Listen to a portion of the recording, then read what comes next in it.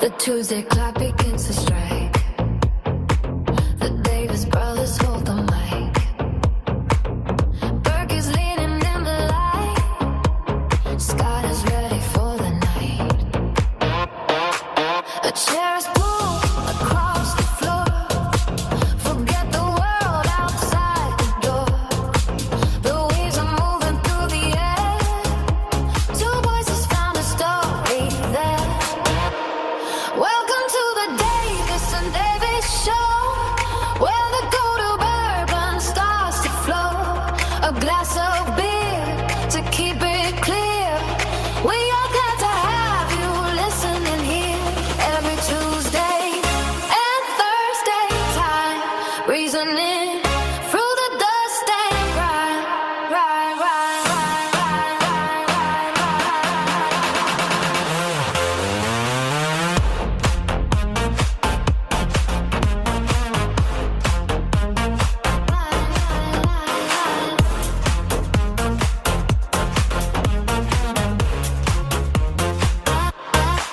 They talk about the heavy things, whatever news the morning brings. They dissect every little word, the loudest truth you ever heard. A bottle sweats upon the wood, a conversation understood.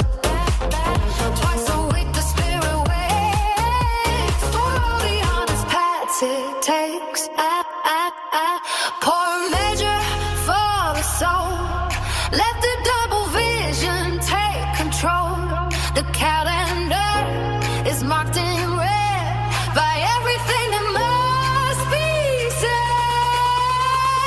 Welcome to the Davis and Davis show, where the golden bourbon starts to flow. A glass of beer to keep it clear. We are glad to have you listening here every Tuesday and Thursday prime, reasoning through the dust and grime.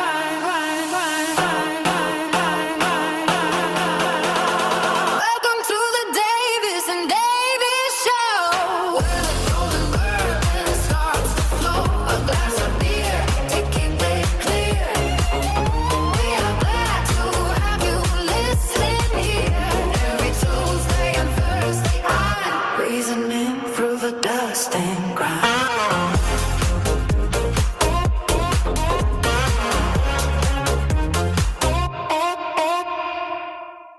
The Davis and Davis Show is intended for maturish audiences with a questionable sense of humor. The opinions expressed are those of Davis and Davis, but even they don't always agree with themselves. Side effects may include uncontrollable laughter, eye-rolling, and sudden urges to fact-check. Listener discretion is advised, especially if you're easily offended, related to either Davis or operating heavy machinery. Proceed with caution, or better yet, snacks. Snacks, man. Snacks. Snacks. We love snacks. We love snacks. All right, ladies and gentlemen, welcome to the Davis and Davis show. Look what I did. Aw. God, I love AI. Is that AI or is it real? I dumped. That's a picture that I put on our website years ago. And I asked Gemini to find the Davis and Davis Show logo. I dropped the picture onto the prompt and said, can you add the Davis and Davis Show logo to this picture? And this is what it came up with. It's got the reflections in the glass. How cool is that? Damn. You're gonna thank you. Always be nice to the AI. Did you actually thank it? I did. You're very welcome. If you need anything else edited or have any other questions, just let me know. Damn. What is I hate to say this, but what's our date? The 19th? 18th. No, it is the 19th. I'm sorry. It is 19. Why do you ask?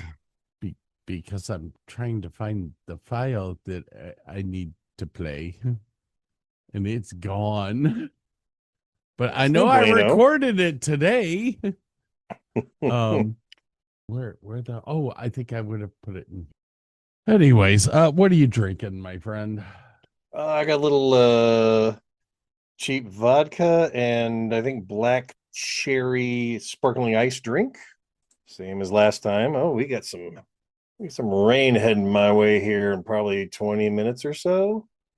I had the big storms this afternoon, actually. Well, this storm coming towards me is part of your storm. So, and it got yeah, interesting. it was spicy down there. Yeah, so lots of lightning. It was so bad that I actually mowed my lawn yesterday. Yeah, it was fun. It was tons of fun.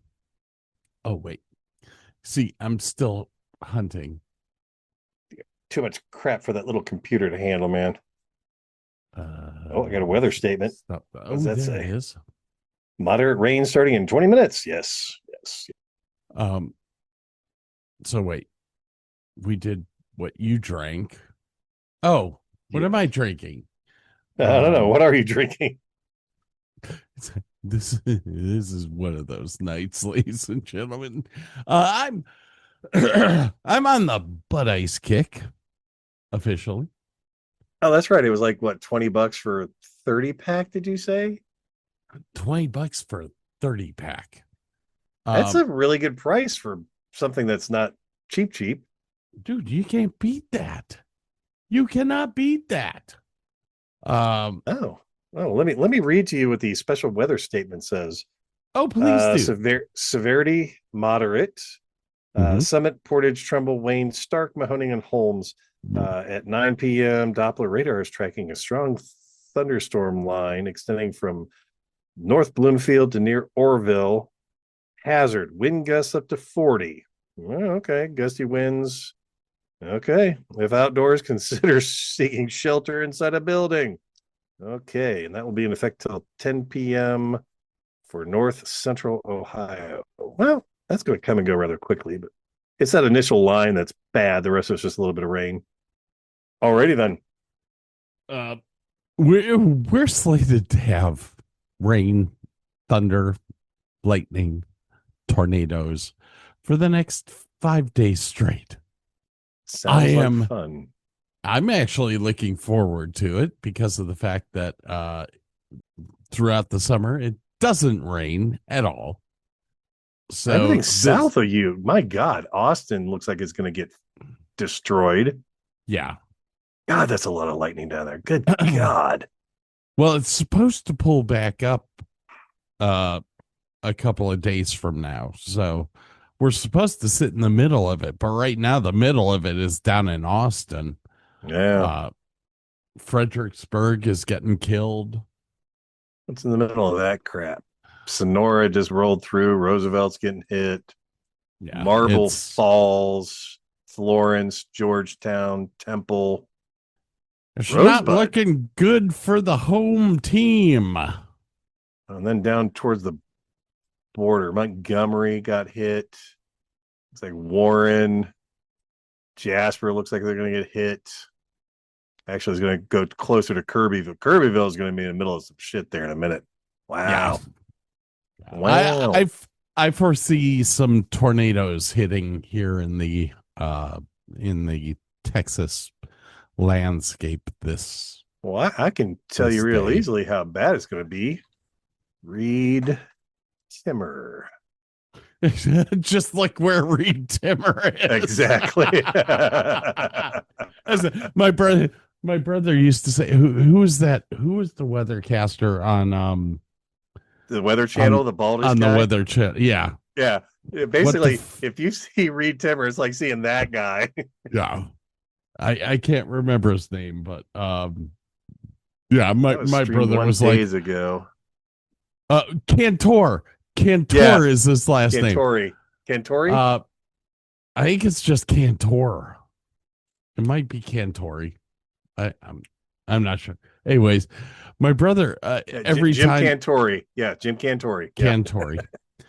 Every time a storm would come up, the first thing that my brother would say to me is Jim Cantori there?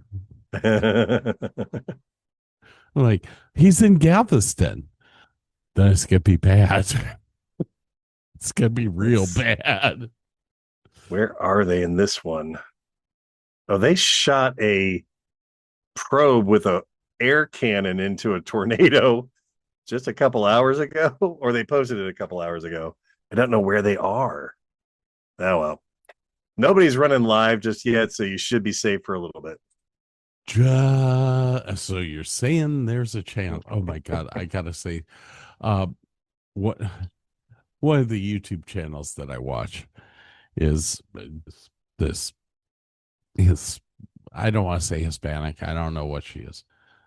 Girl who works at a pizza shop and she makes pizzas, and the last, or not the last, one of the videos that she did over the past couple of weeks, she was like, the guy that shoots the video is looking at her going, okay, so tell us what you're looking for in a man. She said, well, it's got to be 35 to 55, have $300,000, and be funny. And so I wrote in the comments, of course, so you're saying there's a chance. I'm a little outside the age, a little inside the money. I'm definitely funny. Oh man. Hey, let's get this out of the way here. Are you ready? No, but do it anyway. Ooh, hang on. UFOs, UAPs, alien extraterrestrials, all bullshit. That's not the right one. Well, you'll have that. I actually, here, I'll let you guys listen to this first while I load the correct one. Okay. It is time once again to call Robert Smith of The Cure and see if he is depressed.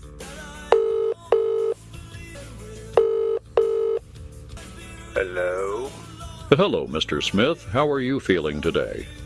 I'm feeling quite depressed today.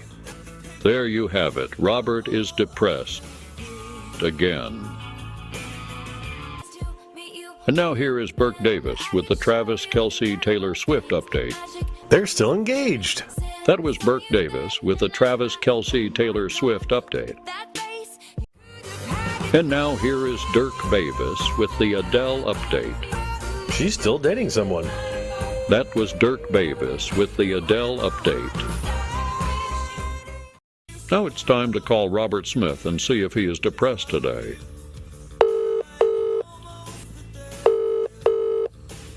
Hello? Hello, Robert. How are you feeling today? I'm feeling slightly less depressed today. Wow. Robert Smith is less depressed? He must have gotten laid last night. It's time for the Davis and Davis Show Motivational Minute. Stop talking about your ex. Let the past be the past. Love will not seek you. If you keep scaring off everybody with your negative energy and your constant need to bring up your ex in conversation at every possible moment, release yourself of your mental shackles and stop sabotaging your love life by boring everybody with your ex stories. Shut the fuck up about your ex and move on with your life. That is all. This has been the Davis and Davis Show.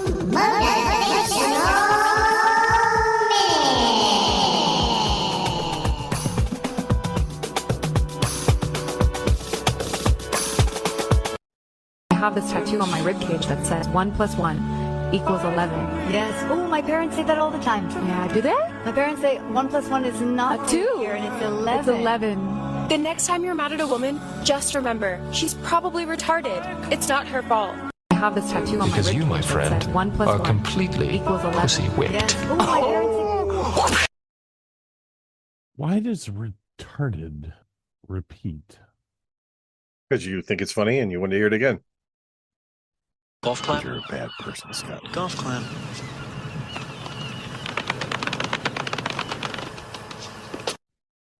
will not be happy until every fucking woman on this planet hates me. A bullshit? A bullshit? A bullshit? A bullshit. We like the bullshit. Getting a lot of ideas for.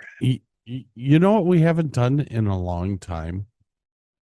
Do tell. Hey, try not to suck any dick. Hey, try not to suck any dick on the way through the parking lot.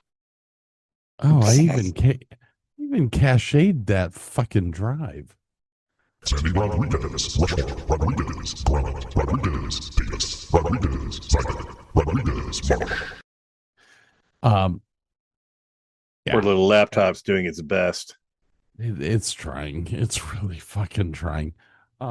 Hey, Memorial Day weekend is coming up this weekend. You said that.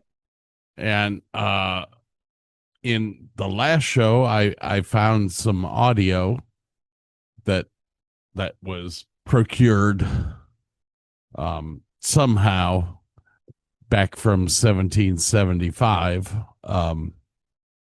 with our president, George Washington, talking about the transitioning of America. Well, guess what? Are you ready for it? Was it like on a little wax cylinder that they recorded this so we could hear it for posterity? Something like that. Okay. Yeah, I'm ready. Well, apparently they found another one. Oh, sweet.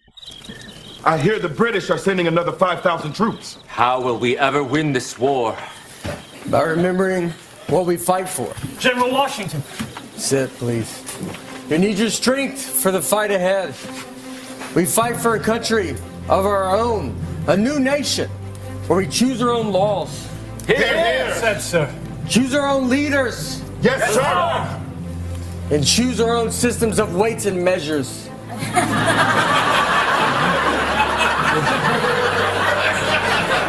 Weights and measures, sir? Yes. Yes, I dream of that one day. Our proud nation will measure weights in pounds, and that 2,000 pounds shall be called a ton. And what would 1,000 pounds be called, sir? Nothing. Because we will have no word for that. Seems like we should have a word for 1,000 pounds, sir. And yet we won't. Because we are free men. And we will be free to measure liquids in liters and milliliters. But not all liquids, only soda, wine, and alcohol. Only those, sir? Yes. Because for milk and paint, we will use gallons, pints, and quarts, God willing. Okay. How many liters are in a gallon, sir? Nobody knows.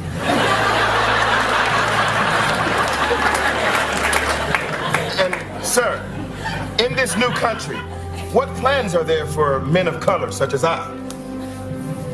Distance will be measured in inches, feet, yard, and mile. So 12 inches to a foot? 12 feet to a yard. If it were only so simple. 3 feet to a yard. And how many yards to a mile? Nobody knows. Okay, well, how many feet to a mile? 5,280, of course. It's a simple number that everyone will remember. Let's confess, it feels a little complicated, sir. Why not use meters and kilometers?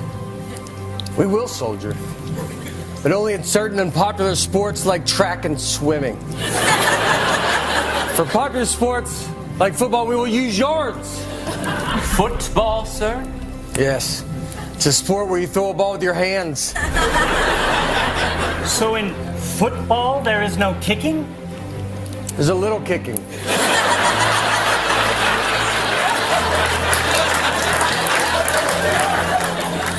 You kick the ball to get points. How many points, sir? Sometimes 1 and sometimes 3. Very confused, sir. Do not worry. For our new nation, we will have rulers with 2 sets of numbers. inches on one side, centimeters on the other. So we can see where they line up. Yes, except that they don't line up and they never will. Why? Liberty, son, liberty. And the slaves, sir, what of them? You asked about the temperature. I did not.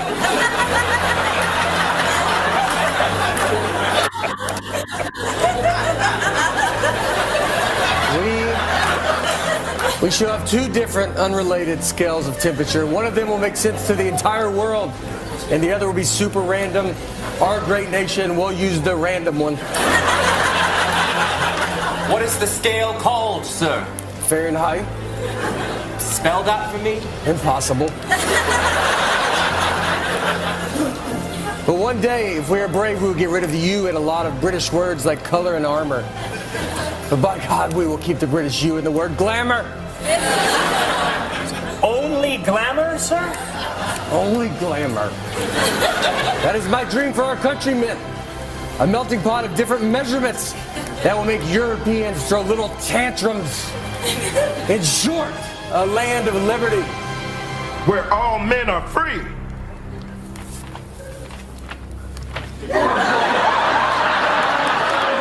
Where all men are free, right?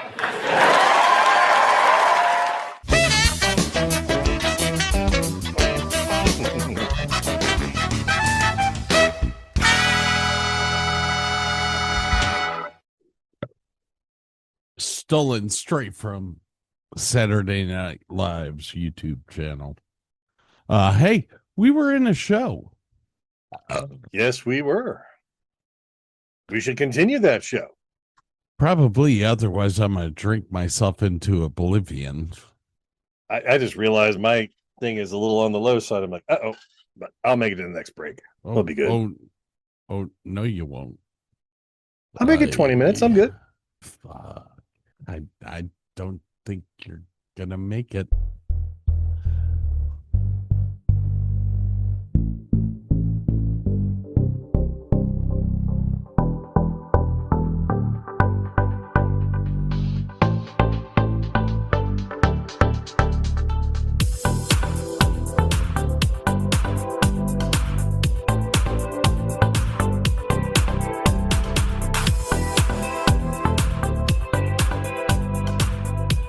The Davis and Davis Show will be right back.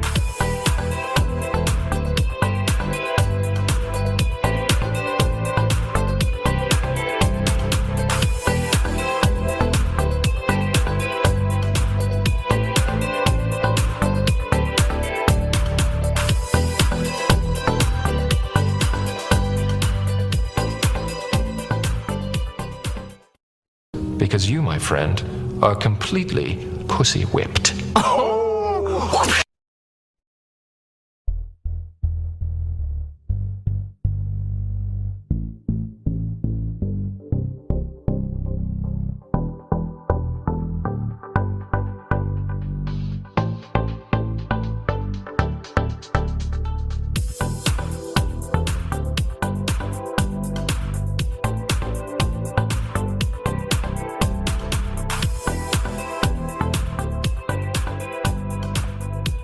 Welcome back to the Davis and Davis Show.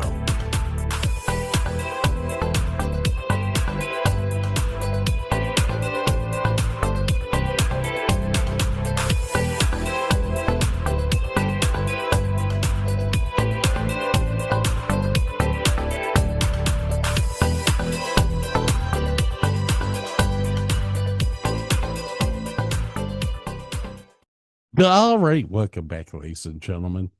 We're back. Yeah, we are. And hopefully from Burke. Burke sent me something. What'd you send me? WWE. Is it on YouTube? Not a Rickroll. It's a YouTube's. It's a YouTube. It's a short. So people know, I just poured a bunch of beer on my computer and now it's doing updates, and I don't know if that's good or bad. Following contains clips from Disney's Frozen, now available on Blu-ray and DVD. going back. The past is in the past. Let it go, let it go. Let it go, Scott. Let it go. Let it go, let it go. That perfect girl is gone. Here I stand in the light of day. Let the storm rage on. The cold never bothered me anyway. The following contains clips from Disney's Frozen, now available You can on turn that shit off now. Idina Menzel knows nothing about the trials and tribulations that I go through. Idina, by the you ever way, pour beer on a laptop, huh? Listen, bitch. Oh my god. You ever pour beer on a fucking I laptop? have a tattoo on my ribcage that says 1 + 1 = 11. Yes. Oh, my parents say that all the time. Yeah, do they? My parents say 1 + 1 is not 2. here, and it's 11. It's 11. The next time you're mad at a woman, just remember, she's probably retarded. It's not her fault. Alrighty. What else? I think we're on family. Yes, we are. As a matter of fact, you are correct.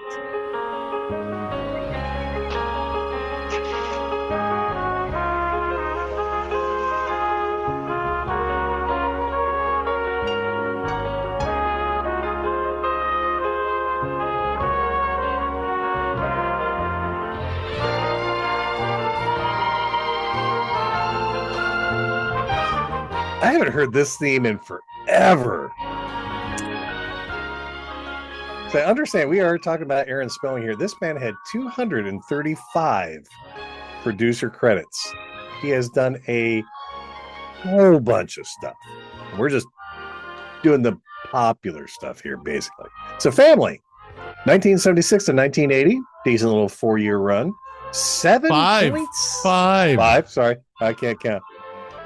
Yeah, counting 1976. You're right. It is 5. 6, 7, 8, 9, 10. 7.7 out of 10 on the IMDb rating scale. A critically acclaimed American drama that aired on ABC, focused on the realistic lives of the Lawrence family in Pasadena, California. They explored complex themes like divorce, generational conflict, and social change. The show starred Sada Thompson, James Broderick, Chrissy McNichol, which is kind of where I first fell in love with her. Meredith Baxter Birney, probably also first fell in love with her. Wait, hang on, James Broderick. Who he played the dad. Sada Thompson and James Broderick played the parents. Is he related to Matthew? I do not know. Copy and paste and search and related to, is he related to the father of Matthew Broderick? Holy fuck, I didn't know that. I didn't even, it's like, I didn't even put it together there. It was like, yeah. Wow. His only son is Matthew Broderick. Wow. Christy McNichol, I was drop dead in love with. I had her poster. Remember the light? I had the poster. Satin? Yeah. Pro Arts. Out of Medina, Ohio. And Meredith Baxter Burning. My God, she was. I mean, she was beautiful too. Goodness gracious. Drop dead gorgeous. Even later on in like, wasn't she in that Michael J. Fox show? Where he was the she played the mom in that. Yeah. Oh my gosh, she was hot then. Mm-hmm. All the President's Men. Listen, Family Meredith, Ties. Is Meredith Family. still alive? She was born June 21, 1947. Yeah, I believe she is still alive. Yes. All right, Meredith, you're still hot. You're a little smoke show. I don't care what your husband says. Oh God, she used to show up on Laugh-In too. That's awesome. Okay. Meredith Baxter Burney, one of my favorite actresses. I liked her. This whole show, there was this thing about Christy McNichol going through puberty through this show. Yeah. That resonated a lot with a lot of people that were I mean, this is happening right before I'm a teenager, or right as I'm turning into a teenager. Yeah. And it was a very interesting show to kind of grow up with. Yeah, it was, you were kind of grown up at the same time they were growing up, and it's kind of weird because like his stuff is now starting to get a little more. We're getting away from the cop dramas. We're getting into personal relationships. We're getting into stuff that isn't, I don't want to say not going to scare people, but he was making a little more. Wasn't the father in this like a firefighter or something like that? I don't remember what he did for a living, but this is definitely getting into a little bit more family friendly stuff. So it's a little bit less about the action, a little bit more about the family dynamics. And you'll see that kind of continue here on down the line a little bit also. So awards, Sada Thompson won an Emmy for Outstanding Lead Actress in 1978. Kristen McNichol, who played Buddy, became a breakout star and won 2 Emmys for Outstanding Supporting Actress in a Drama Series. And Guy Frank, who played Willie Lawrence, or the other way around, won the Emmy for Outstanding Supporting Actor in a Drama Series in 1977.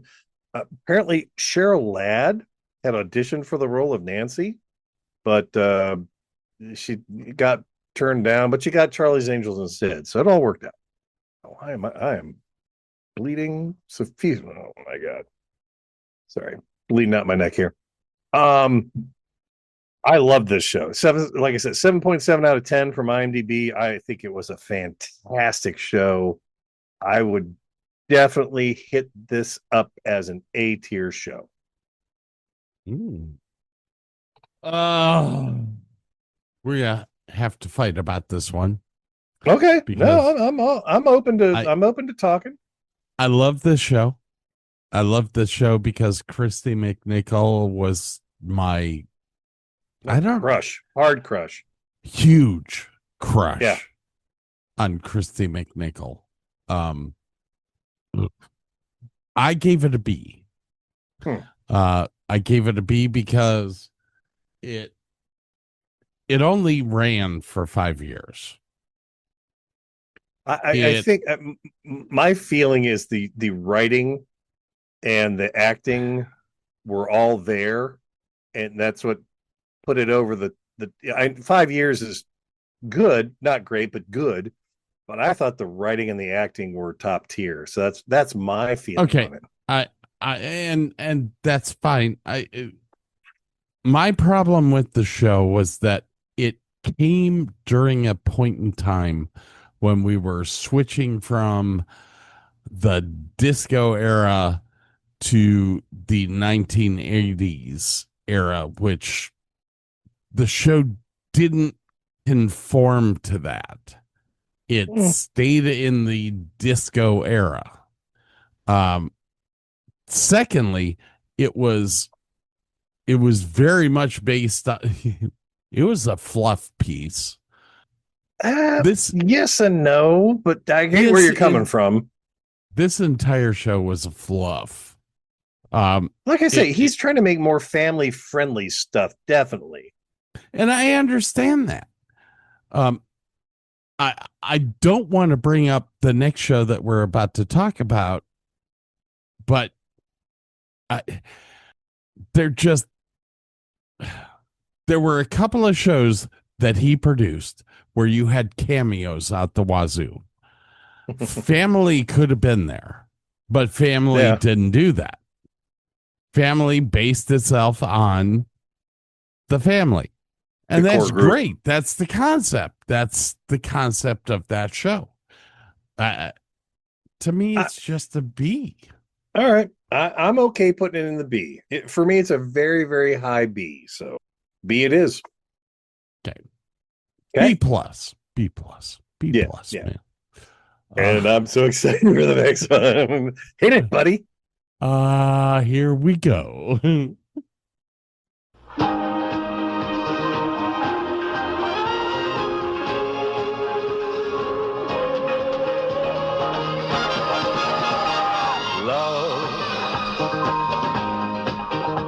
Exciting and new. Come aboard. We're expecting you and love. Life's sweetest reward. Let it flow. It floats back to you.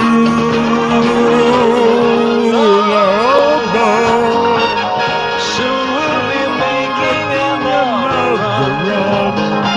The love boat. Oh my God. Growing up, this was. That's a great theme song. That's an What is- absolutely great theme song. 1977 to 86. 9 years, man. Yeah. 9 fucking years. Now this kills me because IMDb only hits this at 6.3 out of 10. And granted, Bullshit. okay, wait, hold on. Drama, it was not realistic. It really wasn't. But it was just fun. This in its own way was kind of a fluff piece, but damn, did it work. Love Boat, romantic comedy drama series aired on ABC. Set on the luxury cruise ship, the MS Pacific Princess. Which Did they always go to Mazatlan? Did they always go down to Mazatlan? And what was the other one? The one with the P. Acapulco? No. Acapulco. Oh, okay. Acapulco. So this they just tore that ship up. I know. We talked about this earlier. I know, man. So this not only had older stars, but this had up and coming stars like Tom Hanks, one of his first appearances on this. Michelle Pfeiffer, one of her first appearances on this show.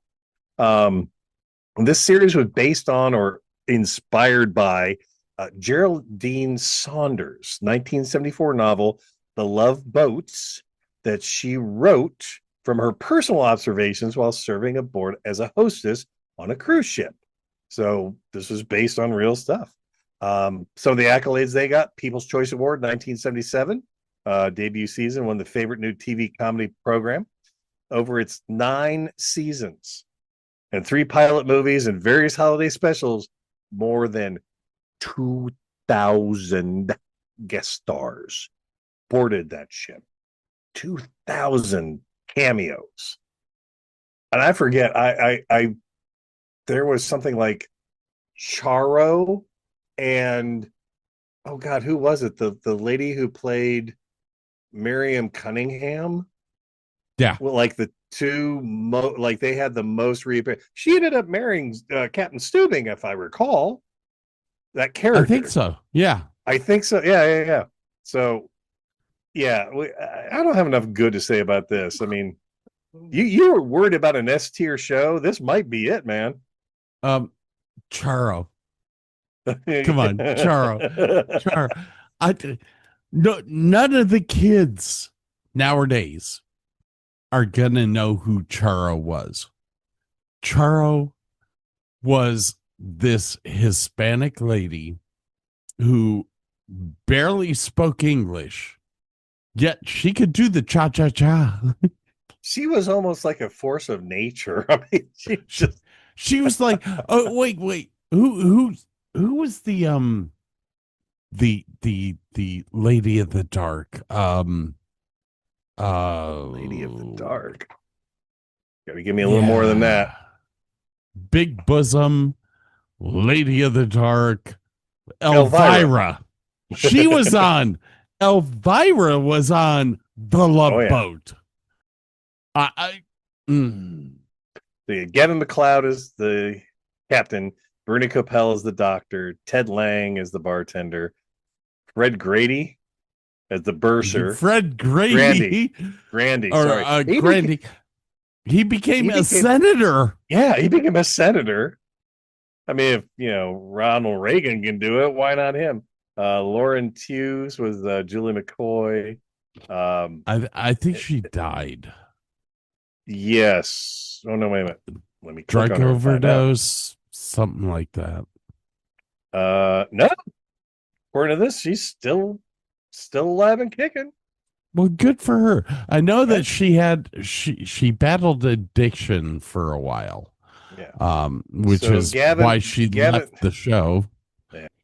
Gavin's passed away. Bernie's passed away. Ted has passed away. Fred has passed away. Oh, no, I'm looking at the episodes. I am so sorry. I'm a total liar. So Gavin did 250 episodes. Bernie did 250. Ted did 250. Fred missed a couple episodes. He's only 246.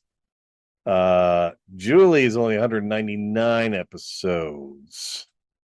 And oh God, Terry Hatcher was in 19 episodes. I love Terry Hatcher. Terry Hatcher? Yeah. Yeah. From MacGyver and Superman. And yeah, Terry Hatcher was on there quite a bit. This show was, I mean, you heard that theme. You heard the that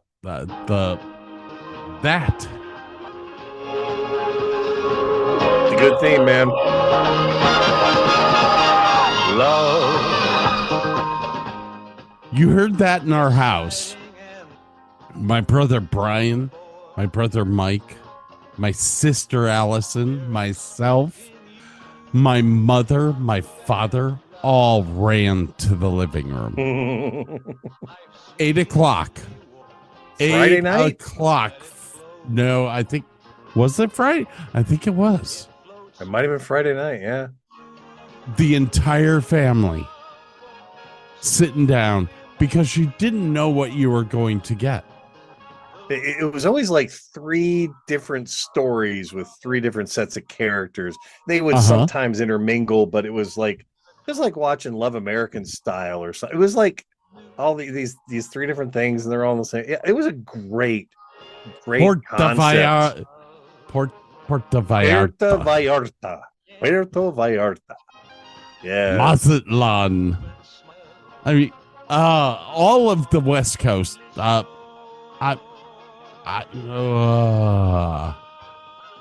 you going S? I might. I mean, this is probably Aaron's pinnacle show. I mean, as Aaron's shows go, it's an A+, absolutely. Does it qualify for an S tier? I kind of think it does. Just with all the cameos. All the cameos in a 10-year run. Yeah, absolutely. Yeah, I think you're right. All right, man. We got one. I didn't think we were going to get one. But we got one. Wow. We're all right. We got a little social lubrication going on. We're feeling generous. Are you ready for the next one? I don't think so, but let's do this one.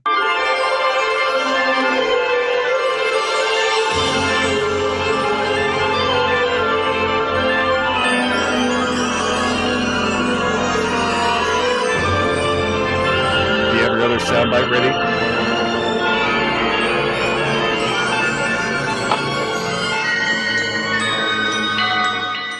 Oh, there it is.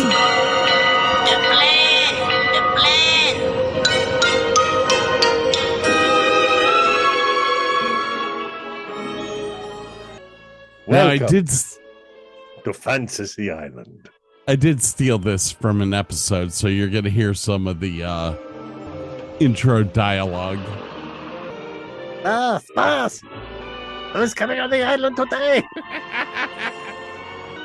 Well, Tattoo. with some very special guests today. Oh, look at this, man. 1977 to 1984. Dude, 8 years? That's almost. Smiles, everyone. Ah, beautiful day. Welcome guest this time, boss.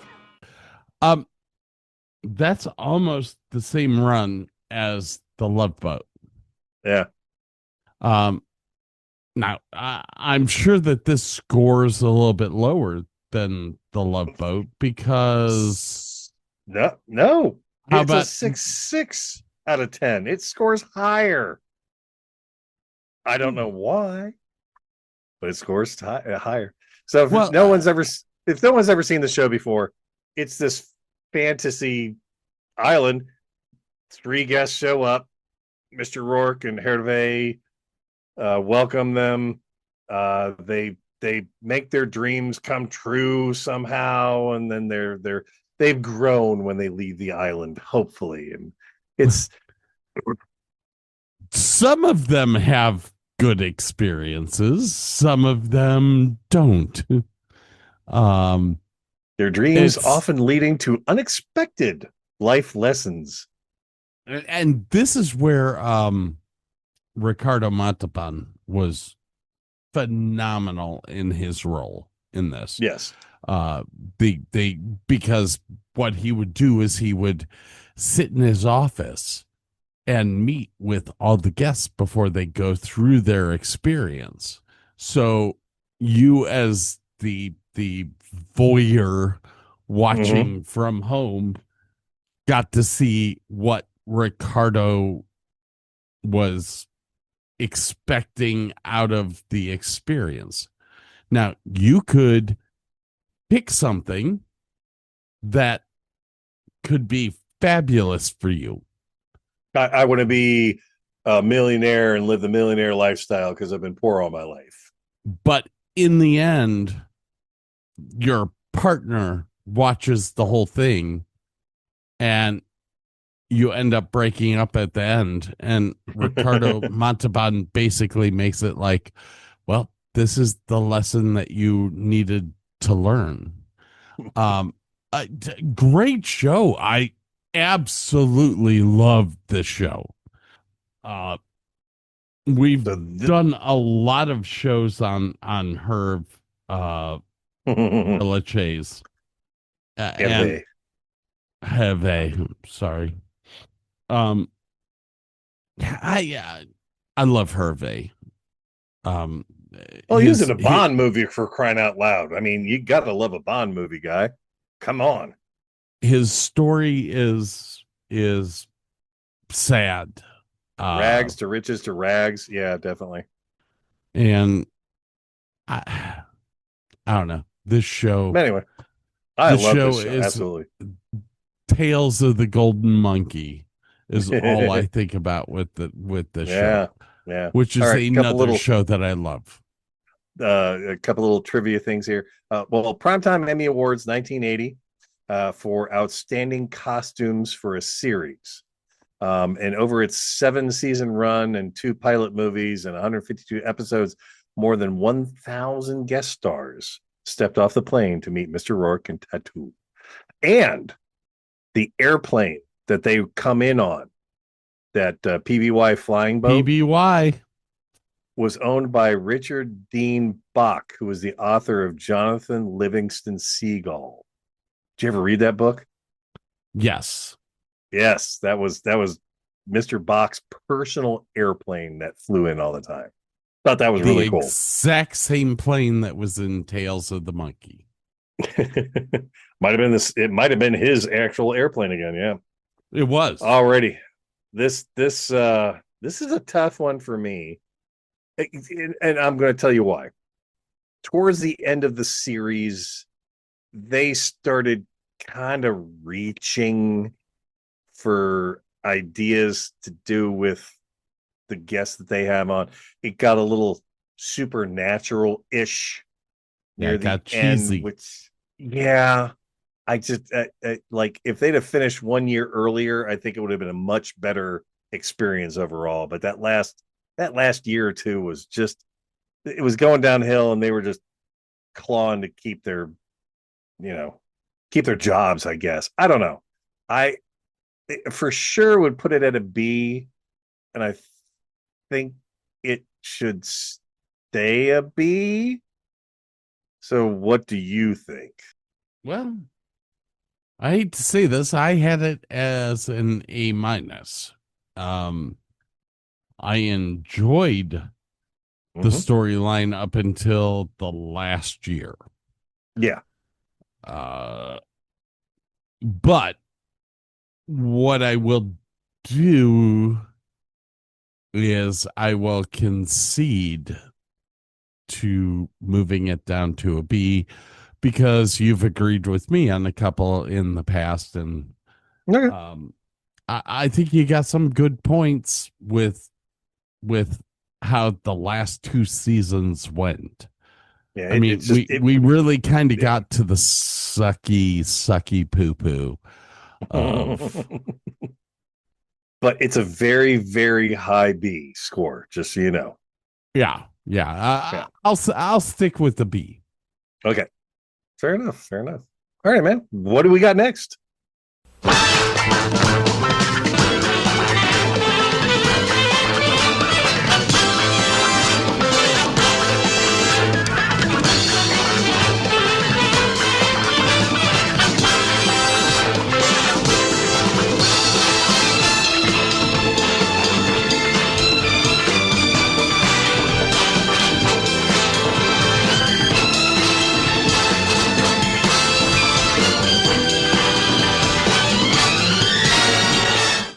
Do you know what that theme song is based off of?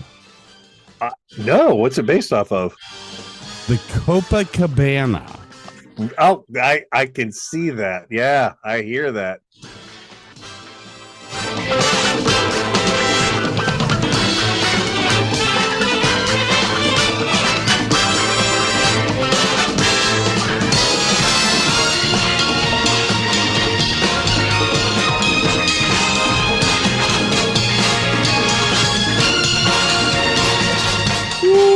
What do we have going on here, my friend? Well, we have got Vegas from 1978 to 1981. IMDb going up again, 6.9 out of 10. American crime drama starring Robert Urich, aired on ABC. Was produced by Aaron Spelling and created by Michael Mann. Did not know that. Just before this premiered, Robert Urich briefly appeared in the backdoor pilot episode as Dan Tana at the end of Charlie's Angels. So that was kind of the tie-in. Got it. The show averaged roughly 4 to 6 major credited guest stars per episode. This is a reoccurring thing for us. So about 350 notable Hollywood names made the trip into Sin City for this show. I love this show. I mean, I didn't watch it a ton, but if it was on, I was sitting down, I was watching it, I was enjoying myself. Let's see. Tony Bennett. Why can I not find this show on IMDb? Hello, Tony Bennett. I love Tony Bennett. Tony Bennett. What else do I need to say? I am trying to find this on. Forgive me. I'm trying to find this.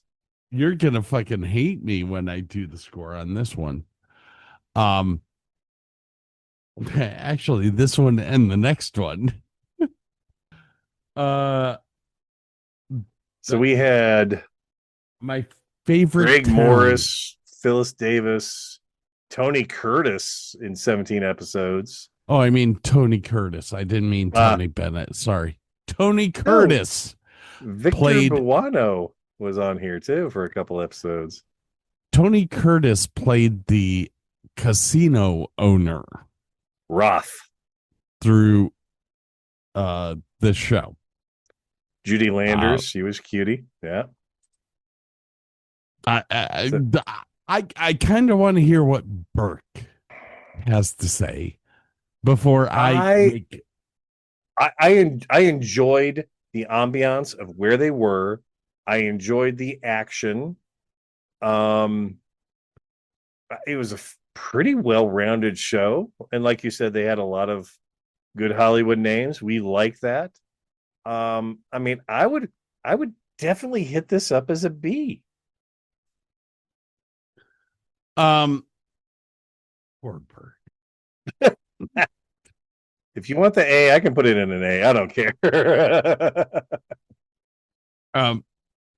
Las Vegas is one of my favorite cities to go to. And I don't know if Burke's ever been there. I've never been. And with that, I have this feeling of nostalgia for the city. Tony Curtis is legend. Incredible. He's a legend in this series. Robert Urich, one of my favorites, started out on SWAT, moved to this show.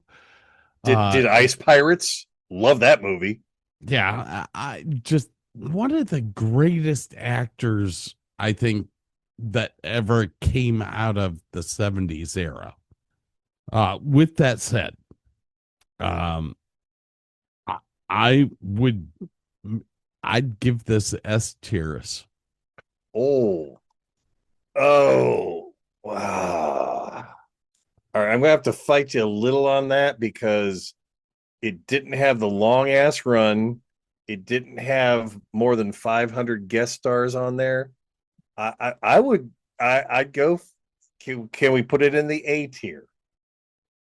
High A. I'd give. You're gonna make me pee. One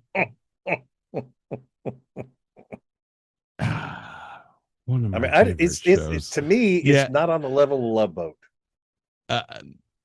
Because of the longevity, I'll drop it down to an A.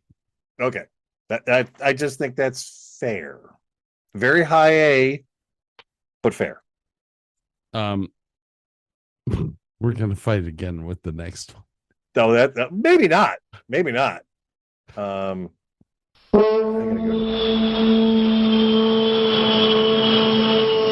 This is my boss, Jonathan Hart, a self-made millionaire. He's quite a guy. This is Mrs. H. She's gorgeous. She's one lady who knows how to take care of herself.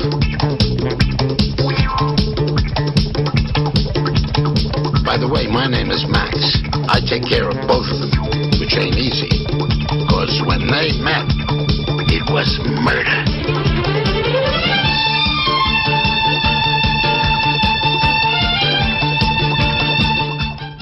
Ooh, I love this show. Talk to me. You got a show that has number 2 as the lead. I love Robert Wagner. I love Stephanie Powers. I really enjoyed Lionel Stander as Max. Yeah. It's you got all the glamour stuff going on because they're so wealthy. I dug it. You had 5 seasons of this and 8 made for television movies between 93 and 96. This is a 6.7 out of 10, but Golden Globes winner for Lionel Standard. Yeah, Max won a Golden Globe for Best Supporting Actor. People's Choice Award in 1980 with a favorite new TV dramatic program. It was just good fun to watch this thing all the time. The little tidbit: the dog who portrayed Freeway was found by the side of a freeway and picked up from the animal shelter. Was named Charlie Gray on the set. Very close to Stephanie Powers. His offspring portrayed Junior in the later Heart to Heart movies. So they picked up a stray and made him a star, and I love that. And that they used his offspring for the later ones. I love that even more. So it's an easy A for me. Absolutely on this one. Pierce Brosnan, what was that show that he was in? Steel. Remington Steel. Okay. Very like this show. Just like Moonlighting with Bruce Willis. Yeah, very, very close to this show. Yeah. I'm want another S tier. I'm trying to figure out well, I mean, okay, because Moonlighting and Remington Steel were kind of playing at the same time shows, and they were kind of all around the same time, weren't they? I mean, but Moonlighting was a little bit later, but close. Heart to Heart outlasted them. I think that's the point. You had 6 years run, 6.7 out of 10 on IMDb. I had this listed as an A+, but we didn't have S tier when I did all this. And the S tier stuff, I base off of this. Would I go back and binge it on YouTube or whatever? And I got to put Heart to Heart in the S tier. I'm okay with that. That was a great show. That really was a great show. I honestly think out of my list, there's only one more S tier show that I have. What the fuck just happened? With my okay, here we go. Here we go. Love Boat, comma. While he deals with his penile implant shit, we're gonna take a little break here because I have to swap out the program for the next set of shows. And we only got 3 minutes left on the timer anyway, so perfect timing. We'll be right back.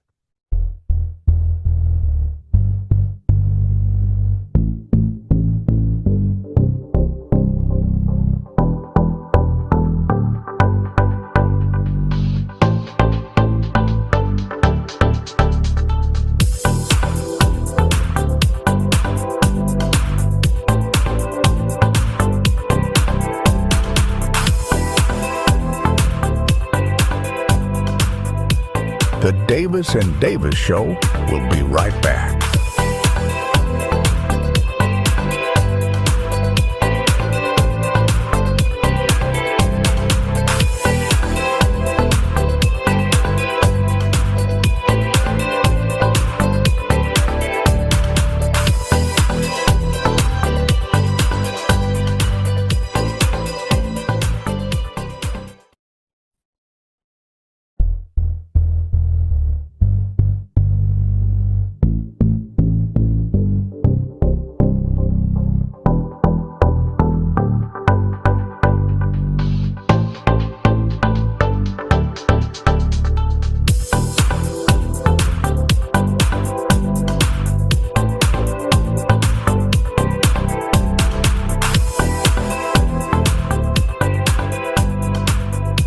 Welcome back to the Davis and Davis Show.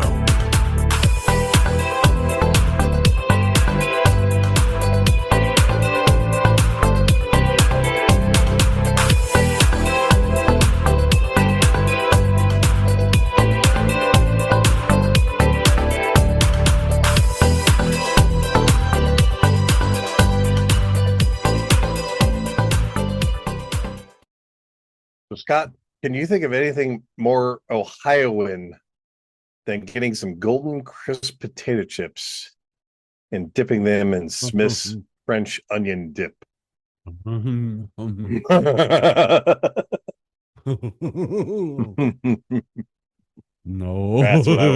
That's what I was doing just a minute ago. I was like, oh God, these are so good.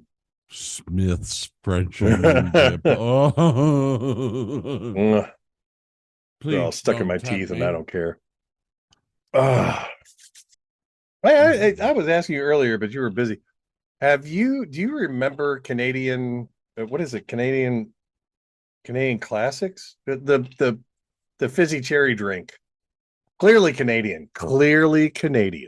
Yes, I remember it. They're now selling them in cans at my supermarket. That's what I'm drinking my vodka with right now, and it's fabulous. And it's like sugar free. It doesn't say sugar free, so I don't know. I do not know. Okay. I don't know. I thought it was like a sparkling water. Premium sparkling spring water with natural fruit flavors, pure Canadian spring water, and cane sugar. So, yeah, not so much. Apparently, they did make a diet version, but that's not what I'm drinking. And I'm okay with that. All right. Hey, are you ready to get into the 80s? Yeah, we're getting into very different programming at this point. And this is where Burke and I are going to kind of peel off because this is not my wheelhouse. Your recommendations are probably going to be what we go with, because I didn't do a lot of these shows, and if I did, I saw a couple episodes. I did not follow them like you did. So if you say it is this, it's going to be that probably. Well, let's get it on. Hang on to your butts.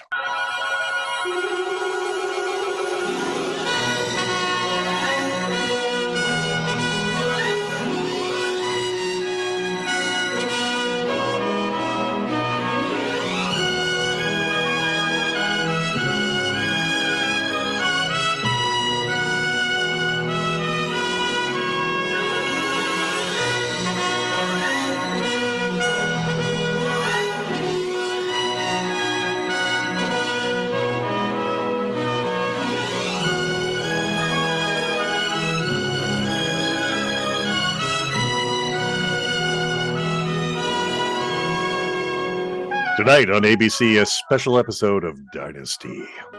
Oh, So my 19 favorite actor. Mr. John Forsythe. Charlie. So this ran 1981 to 1989, so 8 years. Good run. And wasn't this directly up against Dallas? Yeah. Which was a powerhouse show on its own. So that's impressive. IMDb rating on this was a 6.4 out of 10. Linda Evans. What a classy looking woman she was. Jesus. Although she had shoulder pads for days all the time. Linda Evans was in Bonanza. Oh, wow. Joan Collins. What a great bad girl. British actress, comes to America, finds a show like Dynasty, and just becomes a powerhouse. The scheming ex-wife. Known for its glamour, high drama, and catfights, it became a pop cultural phenomenon, rivaling Dallas. So, accolades. Best television series drama 1984. Joan Collins, Best Actress in a Drama Series 1983. Literally, they say in here, for her legendary shoulder-padded villainy. John Forsythe, Best Actor in a Drama Series twice in 83 and 84. And Linda Evans, Best Actress in a Drama Series in 1982. Beating out Barbara Bel Geddes in Dallas. See, this fight between Dynasty and Dallas was brutal. So much so that the Who Shot JR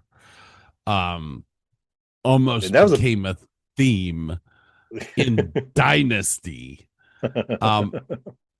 Just that was huge. The Who Shot JR, because they did big. it at the end of the season, and you didn't know until the next season. An actual cliff. You had all fucking summer to sit there and stew on who the fuck shot JR. Now, apparently, Joan Collins and John Forsythe did not get along. Ironically, Joan Collins and Linda Evans got along famously. So, here's what I'll say to that. Joan Collins played the ex-wife, and it worked out well. Yeah, absolutely. A little method acting there. They hated each other, and you could see it on screen. It was, oh my gosh, I think this was the best soap opera, evening soap opera that we had in the 80s. And apparently Heather Locklear was a regular in season 2, but left towards the end to join another show that we will talk about, I believe, next. So, well, Aaron Spelling had a thing for Heather Locklear. Who didn't? Because he put her in just about everything he did from this point on. And let's face it, producers, they find a favorite person, they find a guy they like, a girl they like, they want to use them. They like their stuff. It makes their show better. Let's use them some more. It makes sense. So, as somebody that's run a theater company before, I understand that there are people that I would rehire. And if I ever started a theater company again, Derek Whitener would have a job. There's people that I have worked with that I trust their vision and so forth. And I understand that. And Aaron was the same way. I don't know what that has nothing to do. Listen, Dynasty was a show that in the past 10 years, I have rewatched every episode at least 10 times. It's a show that never goes bad. I already put it in the S tier. Don't worry about it. You're good, man.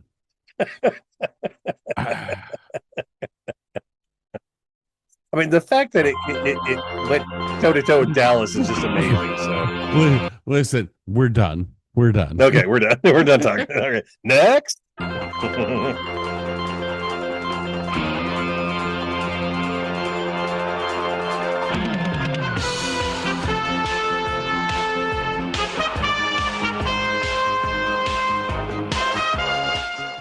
Hey, guess who's in this next show?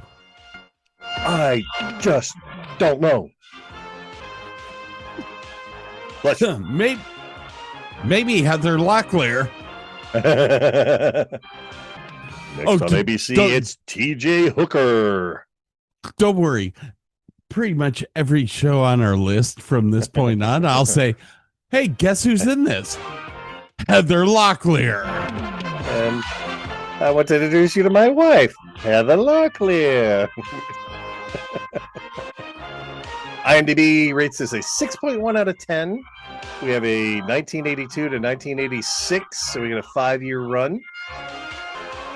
With Adrian Zemed, Heather Locklear, James Darren, and of course, Captain Kirk himself. This was a fun show. It was. So Shatner is the police sergeant who trains rookie officers in a fictional California city. His name was an homage to the Civil War Union General Joseph Fighting Joe Hooker. Hooker's full legal name was Thomas Jefferson Hooker. Now, this show didn't win any awards, but it was highly respected within the industry for its high-octane stunt work. Shatner apparently insisted on performing as many of his own stunts as he possibly could, including hanging off the hoods of speeding cars, jumping onto moving semi-trucks, which kind of became a visual trademark for the series. So, and this, I was reading something else about this. I didn't write it down. This was the show that showed everybody that William Shatner could do something other than science fiction. And they all kind of respected him for it. So I'm expecting at least an A out of you for this one. I gave it a C. Really? Oh, yeah. Huh. Do tell why. Hey, I think that while it was a great show, fun show to watch and everything, the rating was a little bit drab, a little bit. You ever watch a show and sit back and go, "Oh, I could write this," because you know every line that's gonna come next? Yeah. That's what the show was. Loved the fact that William Shatner was in it. That I think boosted it from a D to a C. But Heather Locklear was Heather Locklear. Yeah, eye candy once again. That's all she was. Yeah. It wasn't exceptional acting. And honestly, the whole show was written for one purpose: to change William Shatner's appearance. Okay. I'm good. I'm good with the C. I was thinking B in my mind, but C is okay. So there we are. It's nothing against William Shatner. I love the guy. But you pulled in a stupid fucking hot chick to try to recreate your career. And you should have done something that was poignant, not mainstream. Fair enough. There you go. All righty, man. Ooh, that was awfully rough, wasn't it? The beer is starting to talk a little bit. It wasn't Adrian Zemed in Greece. I gotta look him up. I don't know. Adrian Zemed. Yes, he was in Grease 2. Excuse me. Okay. Oh, that's right. He was Bachelor the Party lead. and Spring Break 83. Okay. All right. Next, please. All righty, ladies and gentlemen, here we go.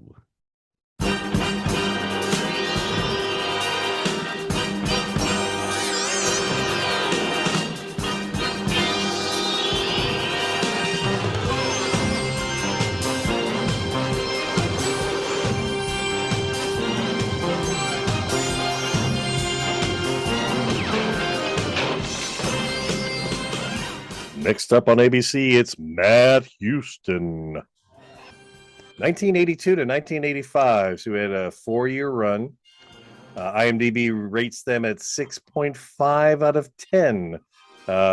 Matt was a popular crime drama series that starred Lee Horsley, which I liked the guy a lot. I thought he looked great. Wealthy Texas oilman who moonlights as a private investigator in Los Angeles.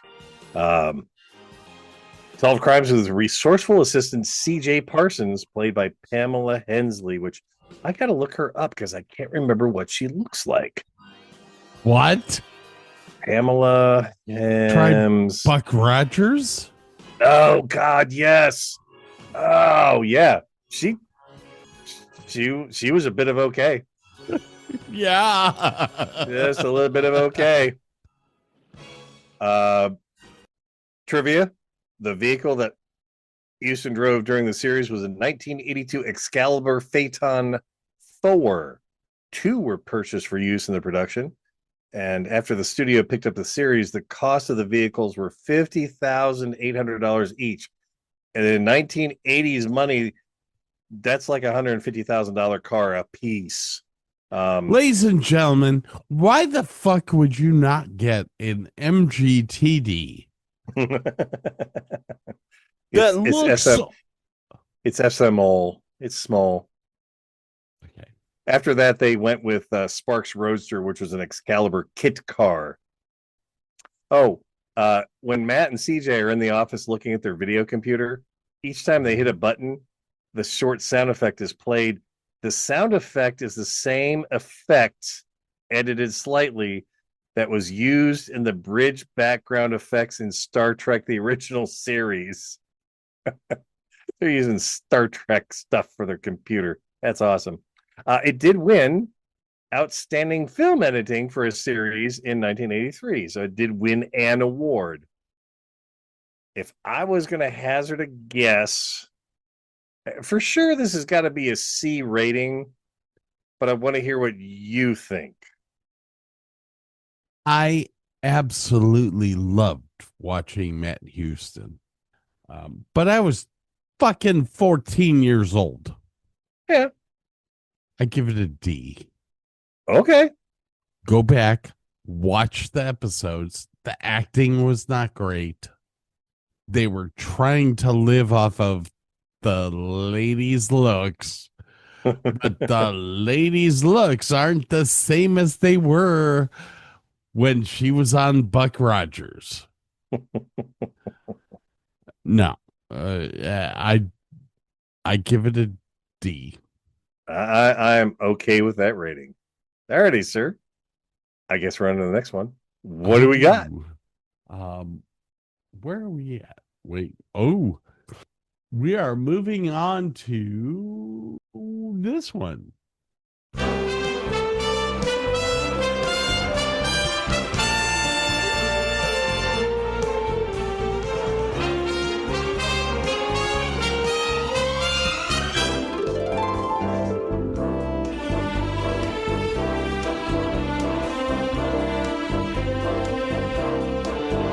Next on ABC, it's another episode of Hotel. 1983 to 1988, so we had a 6-year run. That's good. 6.4 out of 10 on the IMDb scale. Based on Arthur Haley's novel, set in the fictional St. Gregory Hotel in San Francisco. This is basically the land version of The Love Boat. And that's okay. Because James Brolin's the general manager. I love James Brolin. Peter McDermott. I love Peter McDermott. Connie Selica. Love Connie Selica. And Ann Baxter was the owner, Victoria Cabot. This won a People's Choice Award in 1984 for Favorite New TV Dramatic Program. Apparently, Sherry Belafonte was cast as Julie Gillette after the role written for her on Charlie's Angels went to Tanya Roberts. And Henry Mancini did the theme for this, apparently. He reworked the main theme that he wrote for the Silver Streak movie in 1976. Okay. I saw a few episodes. They were good. It wasn't anything special to me. I mean, I knee-jerk reaction would be a C tier. Did you watch more of this?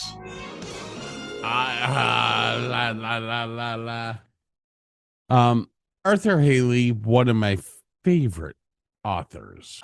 He wrote Hotel, he wrote Airport, The Final Diagnosis, Flight into Danger. This is a guy that I've read just about every book he's ever written. The backbone is definitely there, but he didn't write the episodes. So And this is where the problem comes in.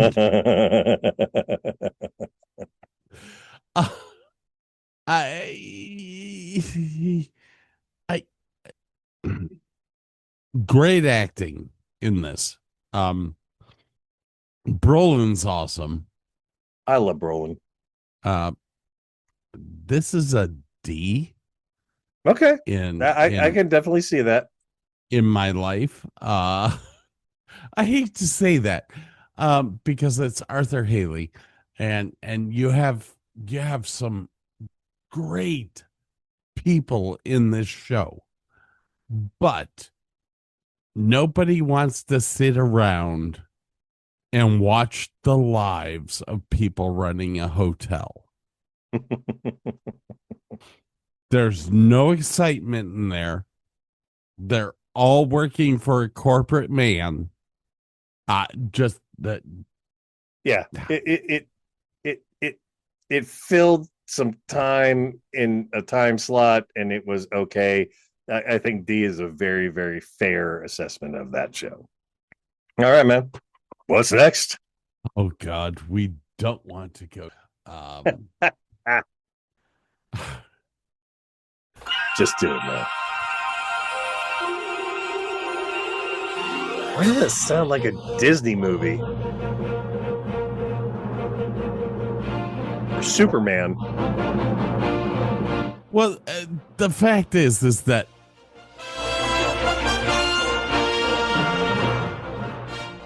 it has the same opening as Dynasty. Why?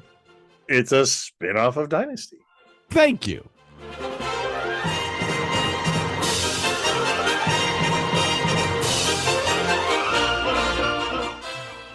And it's very well written. A great cast. You got Charlton Heston, Barbara Stanwyck, Catherine Ross. Yeah. This was the spinoff focusing on the wealthy Colby family in California. Sadly, due to high production costs and an all-star cast, it only ran for 2 seasons before being canceled, with some of these characters then moving back to Dynasty. Each episode cost approximately $1 million to make, making it one of the most expensive TV series in the 80s. And why is that? Because of the cast and the everything about the show they had to maybe exude. Charlton Heston, Barbara Stanwyck, and Catherine Ross, yeah. All put together on the same bill. It did win a People's Choice Award in 1986 for Favorite New TV Dramatic Program, beating out the rest of the year's network dramas. This has only 6.1 out of 10 on the IMDb meter. So, with that all said, and I know how much you love Dynasty, very short run, not a show I watched much of at all. My expectation is probably a D, but what are your thoughts? I did a show in my lifetime with Charlton Heston. Oh. And it was a live show. It was called Love Letters. And I love Charlton. I would say that he is the pinnacle of my list of people that I've worked with. I give the show a D. That was my guess. It wasn't Dynasty, and you weren't going to get the runoff with this show. Bad fucking concept. You have Dallas running, you have Dynasty running, you have 2 shows against each other, and then you sit back and go, hey, let's spin off this bitch as competition, and we're gonna spin off this bitch with the highest cost in labor that you can come up with. Yeah. Okay. Tell me what you're going to do with this show, because you've spent all your money on these 3 great actors. What are they going to do? Where are they going to play? Unless you get like the top tier writers, it ain't going very far. Dude, I am not going to say that this show sucked. It didn't. Okay. It was doomed because of how they allocated the production. Yep. Much like SWAT, because of the time frame, it got killed off early. The money killed this one. I get it. I'm with you. All right, brother. What do you have next? Oh, wait. You have one of my favorite shows. Are you ready? I'm ready. That ain't it. There it is. And now we have entered a completely different era. The teen drama supernatural era. Next up on Fox, it's Beverly Hills 90210. Was this on Fox? It was on Fox. 1990 to 2000. We have a 10-year run. Wait, were any of the other? Love Boat was at least 10 years. But damn, 10 years on a spelling show that's a long time. 11 years. What am I saying? IMDb 6.6 out of 10. I have no major awards were won by this show, which is kind of weird. One little bit of trivia. The character of Dylan was only supposed to appear in 8 episodes, and Fox executives weren't sold on the fictional character of Luke Perry's acting ability. Aaron Spelling used his own funds to pay Perry's salary during these initial episodes, and the positive audience response led Fox to approve his addition as a regular cast member. So Luke Perry was just a sidekick, and they loved him enough to make him a regular on the show, which I think that's pretty cool, because Luke kind of became like the driving force behind that show for a long time. So Beverly Hills, popular teen drama following the lives of a group of friends in an affluent Beverly Hills, California, as they navigated high school, college, and adulthood. Yeah, I mean, you got the glamorous settings, the fashion, but the willingness to tackle serious social issues like AIDS, racism, substance abuse, and influencing the teen drama genre. Jason Priestley, pretty solid actor. Shannon Doherty, pretty solid actress. Jenny Garth, Luke Perry, Tori Spelling. Wait, I know that name from somewhere. What? Oh, that's right. Tori Spelling. Who? Tori. Who the fuck? Wait, who the fuck is that? I think her dad might be somebody else in Hollywood that we know. Oh, motherfucker. Daddy's girl. This is a very interesting show. Was it the Peach Pit? Was the place they used to hang out at? Yes, it was. I'm torn. There's some episodes that are great. There's some episodes that are not so great. It got a little. I think they should have cut it off before the year 2000, honestly. But they were making money, so whatever. Let's roll with it. Yeah, this is a tough one for me. Like, so this started in 1990s, and our friend Craig died. Right about that time. Right about that time, and the tackling of AIDS in the early 90s by the show makes me boost it up in points. The last 3 years of the show, it became a fluff piece. And they were pushing the narrative wherever the fucking narrative was.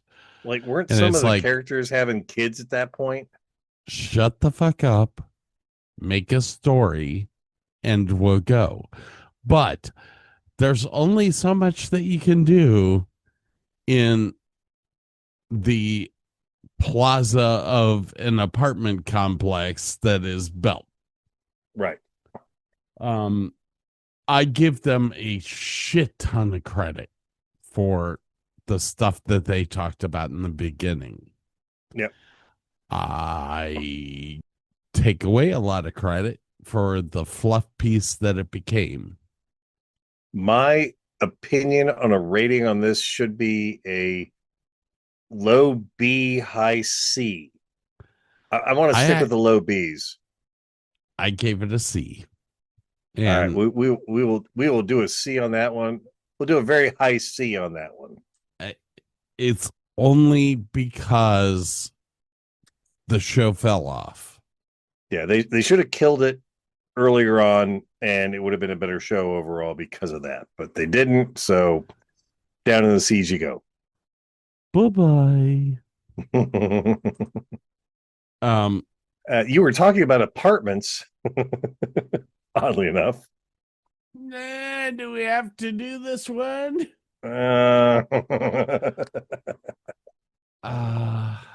Let's see here. We have 92 to 99. 8-year run. That's pretty good. You got some music?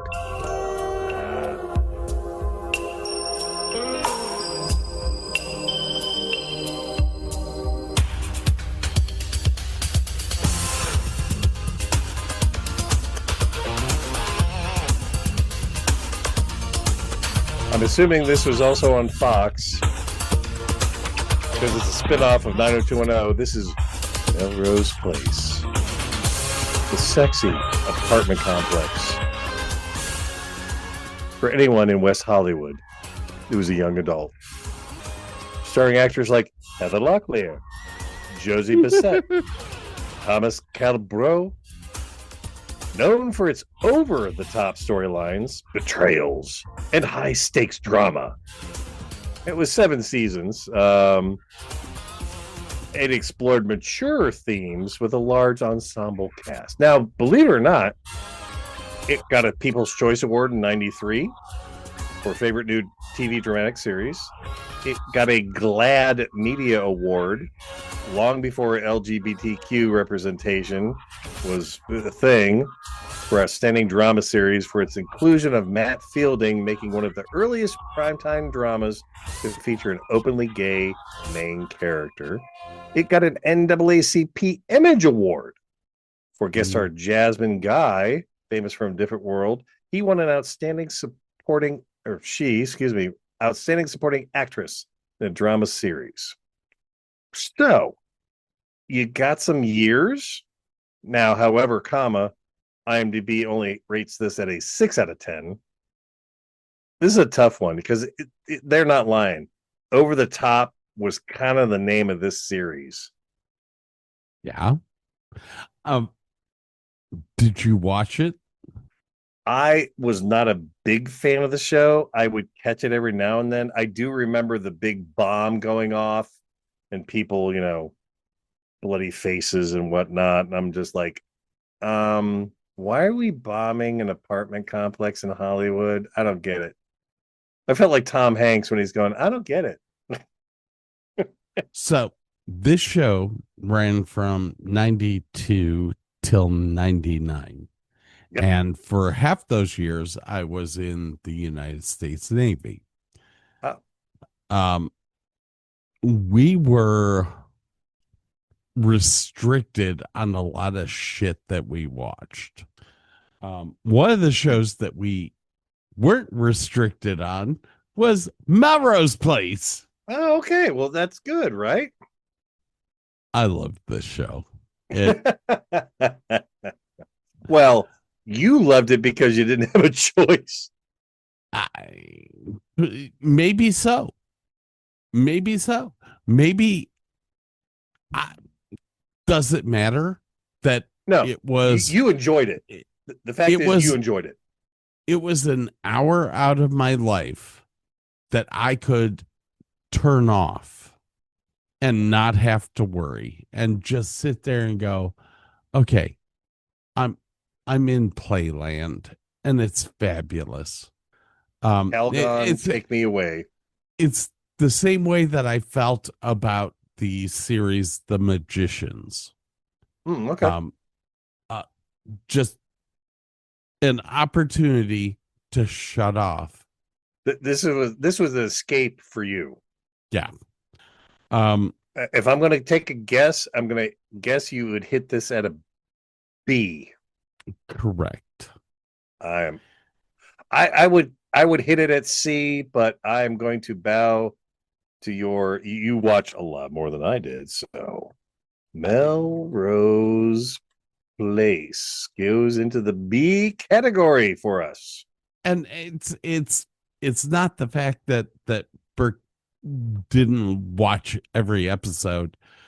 It's the fact that I was in a situation where you put yourself in the room to watch the TV because you had that opportunity. Yeah. So you watched every show. It. Yeah. Anyways. So the next two shows I kind of axed because neither of us watched these shows. Now we will mention them. Yes. But since both of us didn't watch them, they get put automatically into the C column. Okay. Well, think about this. Models Inc. Do you have music for these guys or no? I do. Let's hear Model. Let me get excited here.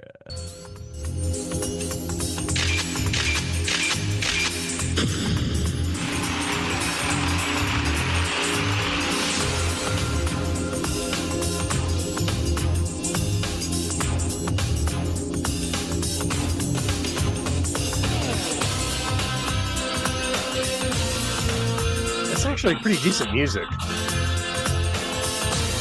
It's actually really good music. Yeah. Okay, so short synopsis. Models Inc., short-lived American primetime soap opera that aired on Fox from 94 to 95. So we got, 2 years? Serving as a spinoff of Melrose Place and part of Beverly Hills franchise. It centered on Hillary Michaels, played by Linda Gray, the owner of the Los Angeles modeling agency and mother of Melrose Place's Amanda Woodward, followed the dramatic lives of the models and staff, featuring typical soap opera plots like murder, betrayal, and blackmail. Despite its dedicated fan base, it was canceled after 1 season. I don't know what to do with that. It's only 1 season, but fans liked it. I guess C is fine for that one. Linda Gray, she was in Dallas, right? Yeah, she played Sue Ellen. Yes. Ellen Ewing. I feel like this was one of those revival things to try to revive a career. Yeah, that could be. Or he couldn't find anybody good enough. And so he's like, hey, you want to come do a show for me? Because I need somebody in this part and you're okay. I don't know what it is. Needless to say, I never watched it. So, you never is this watched it. Is this a C show then? You know what? I think we need to change this. If it's something that you haven't watched and I haven't watched, I think it needs to go automatically to the F. How about we just do a not watch category? How's that? Okay. If that makes Linda Gray feel any better. Models Inc. You are in limbo. All right. Timer, do you care or not?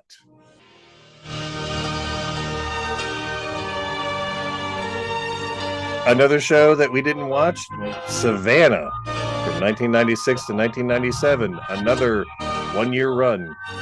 Primetime soap opera. Aired on the WB. Created by Constance Burge. Produced for Aaron Spelling. The show followed the lives of 3 best friends in Savannah, Georgia, as they navigated romance, betrayal, family secrets. The storylines involved a murder, a stolen inheritance, a love triangle. It was noted for being the first 1-hour drama on the WB network. That sounds like an F to me. I don't know about you, but the best part of that was watching Burke trying to do the time's up dance while typing and reading. Who is in Savannah? I have no. Oh God, I just got rid of something. What did I lose? No, Geyser. When we come back from break, I'll find it again. Let's see. Savannah. Oh God, I can't type. Savannah. I seem to remember seeing like ads for this. I don't remember this show in any way, shape, or form. But I mean, like generally, I could sit back and go, I watched one episode of Models Inc. and it had no bearing in life.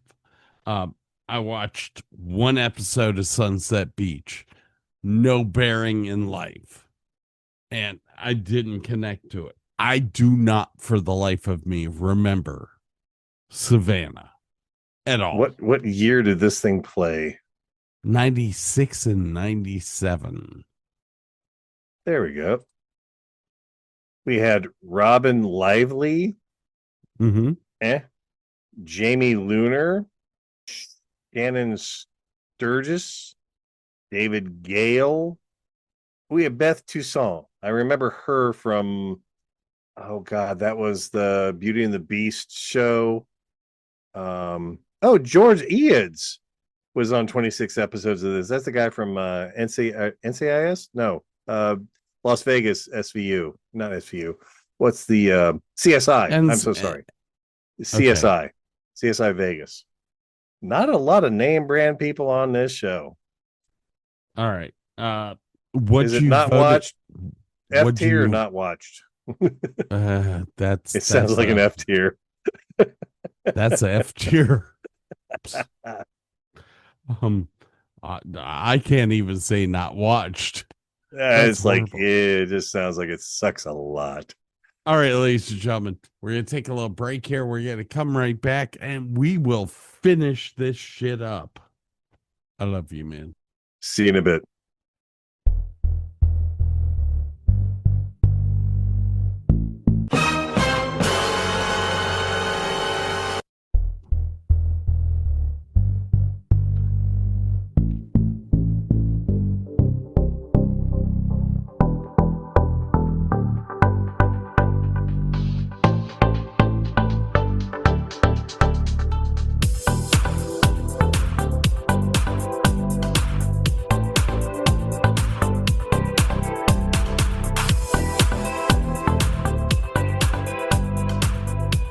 The Davis and Davis Show will be right back.